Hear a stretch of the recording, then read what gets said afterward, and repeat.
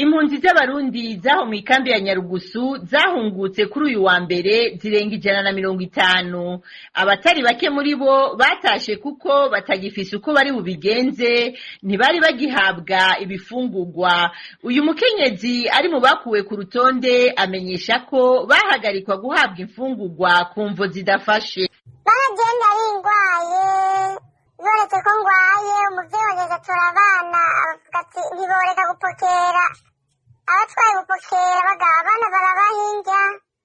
babahaye inja nanje hagezeho ngenda gupokera mu kundi kwezi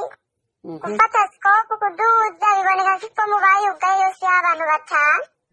ahantu bumvuye kwa makazi asha vyase bambwiye nindi yandikishe ntayi iwacu bwome ntihatari Mu batashe harimwo abari bamaze iminsi babaza igituma batagihabwa imfungurwa, ariko inyishu bahabwa n'abarongoye iyo kambi nuko umuti ari ugutaha iwabo nk'uko bibandanya bivugwa n'uyu mukenyezi. Harimo bamwe bagiye, hariho n'umugabo ari hano twahuriyeho kuwa gatanu ndabonye agiye kubera bamubwiye ati iyandikisha ugende, ndamubonye n'umunsi aragiye ntihatari. Uretse ivyo hari n'izindi mpunzi zatashe kubera ubwoba bategwa n'imbonerakure zirungikwa na leta y'u Burundi muri iyo kambi,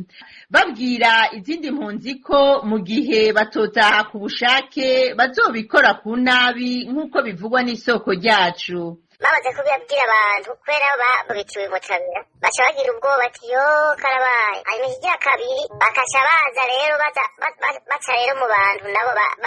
baba pioniste babo baba barungitse n'imbonerakure bari hano bakaca bagenda mu bantu bumvise ivyo bavuze hariya ati karabaye nabo ba bantu bakaca baja mu bandi babateza ubwoba umugira ngo urasiriwe nabi baza bakorera ikibi bagira babice aba ntimubazi bavuze baravuze abantu bakaca batangura kugira iki ubwoba babutamakazi canke abantu usanga bari aho baca bavumbuka ngo